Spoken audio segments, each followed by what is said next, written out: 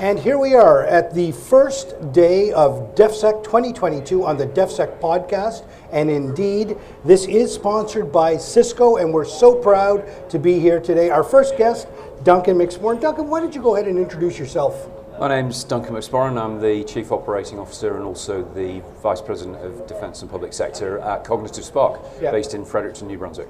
Now, Duncan, that's not a PEI accent. Where do you come from originally? How'd you find yourself here? Yeah, so quite a long journey actually in many respects. So I was in the British military for 24 years and was seconded to CFB Gagetown, just outside Fredericton. Right. And kind of got there, and about 6 months after we arrived, my family just turned around and sort of said, Dad, you can crack on with your military career, do whatever you want, we're staying right here.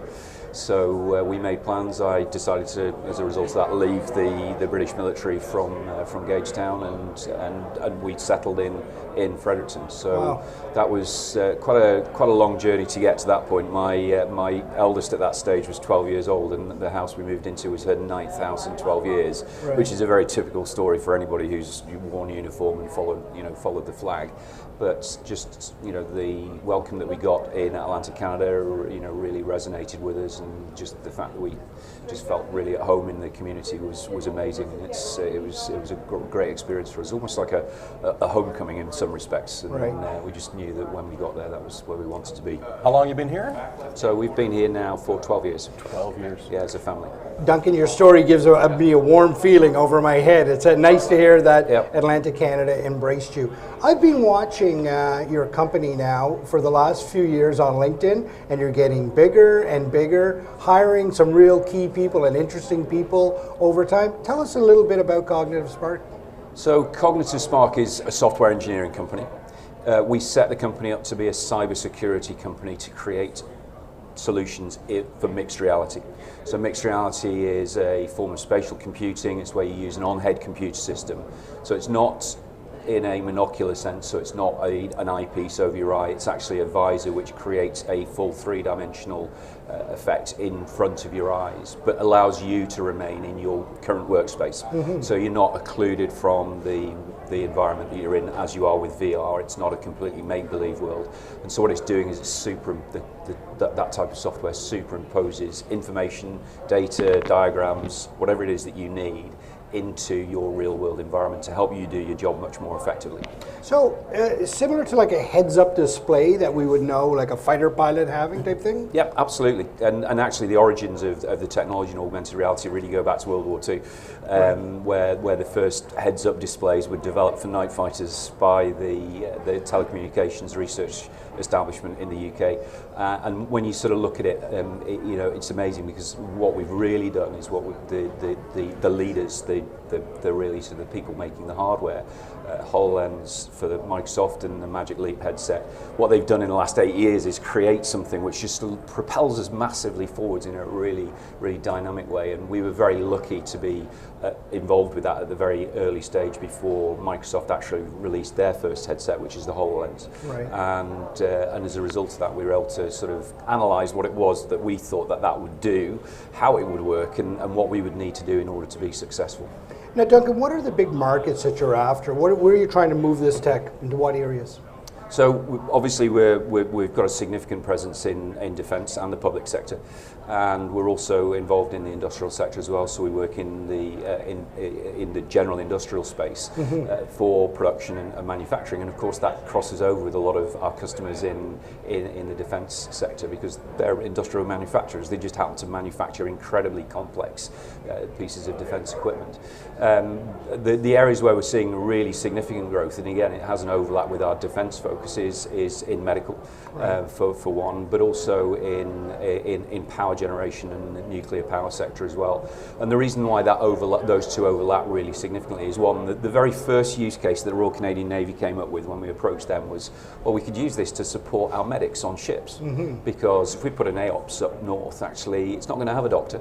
It's going to have, a combat medic technician of some description, and those individuals will come across life-threatening incidents where they don't have the skill set and they could be supported. So it's really interesting, and we're still working very closely with the Royal Canadian Navy on exactly that use case, and it's for medical support at reach.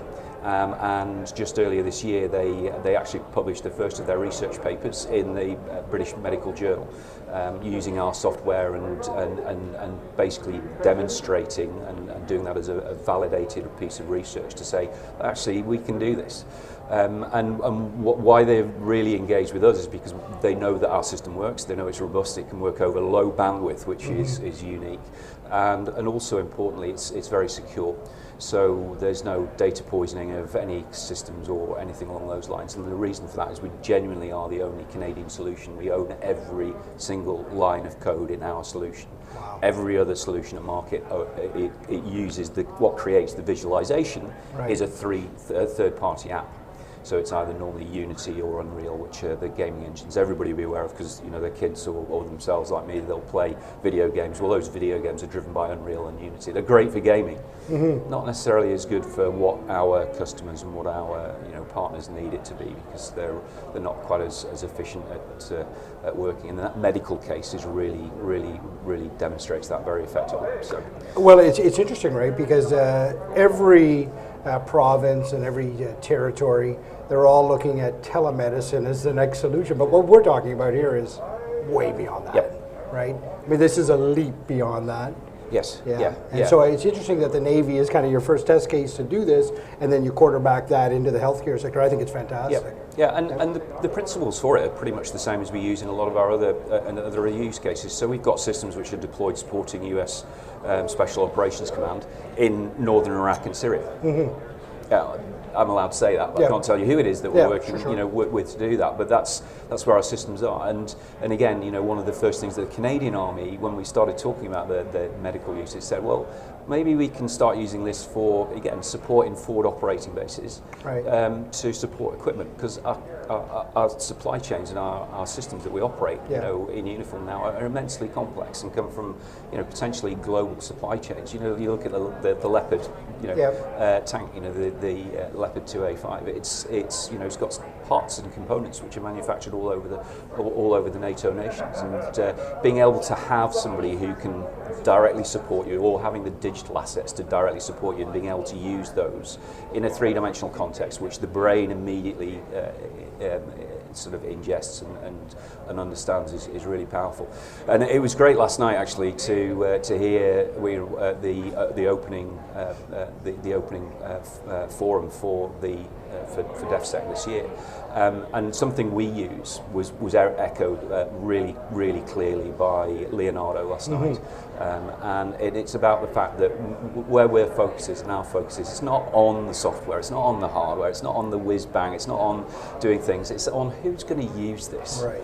And for me, that really was the driver when we set the company up. This was about creating something and using technology which would be really beneficial to that poor soldier who's you were that cold, person. because and I had troops working for me that I thought, immediately when I was exposed to the technology, I went, I wish I'd had that when we were doing this. And it's that whether it's a fitter or it's somebody doing some technical work, comms work or whatever it is, who's tired, cold, wet, hungry, under pressure, potentially under fire, and is trying to do their absolute best for the team. And that translates in so many ways, and part of the reason when you look at our software, that's part of the reason why our software has got a really, it's a really easy to use graphic interface. It's not something that takes a week to learn. Most people are using most of the functionality within 15 to 20 minutes, and it just becomes intuitive. I sense that your tech, and here certainly at the show, you've got your headsets over there, and it's the type of thing that you kind of want to put it on to believe it, right?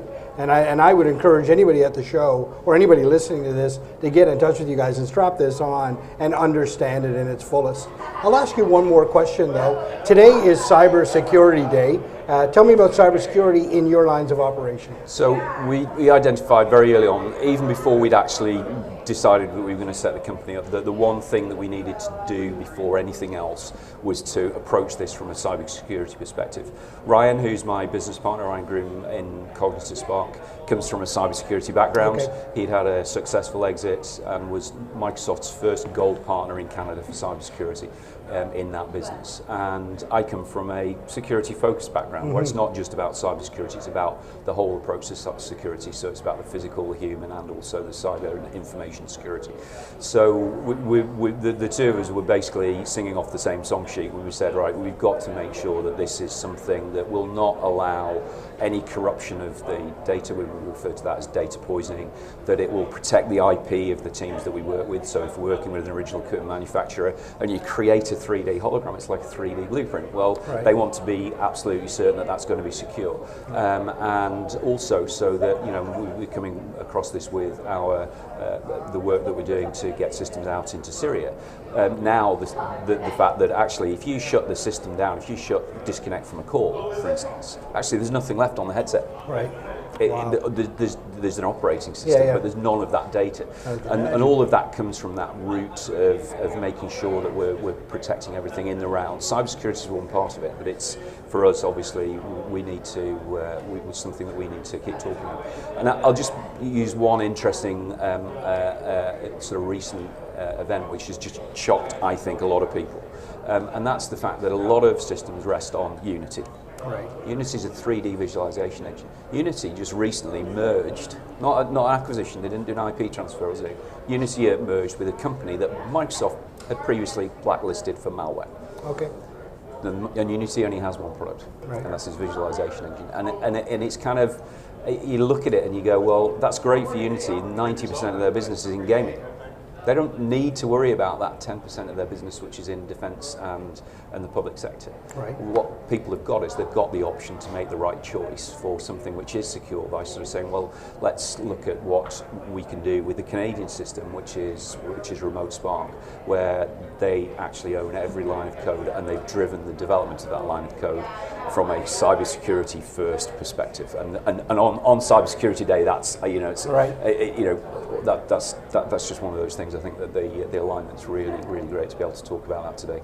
Duncan, great conversation today. Thank you very much for telling us about not only yourself, but about Kognitiv Spark. I mean, I would summarize Kognitiv Spark by saying the future is here. It's right here in the room right now. Go check it out. An absolute pleasure to have you on the Cisco podcast. Love the name, by the way, Kognitiv Spark. Love it. Yeah. Thank you very much. It was just to us it just worked because it's about, this is all about the human in the loop. It's about empowering the individual and helping them to understand what they're doing and do their job more effectively. Thank you very much.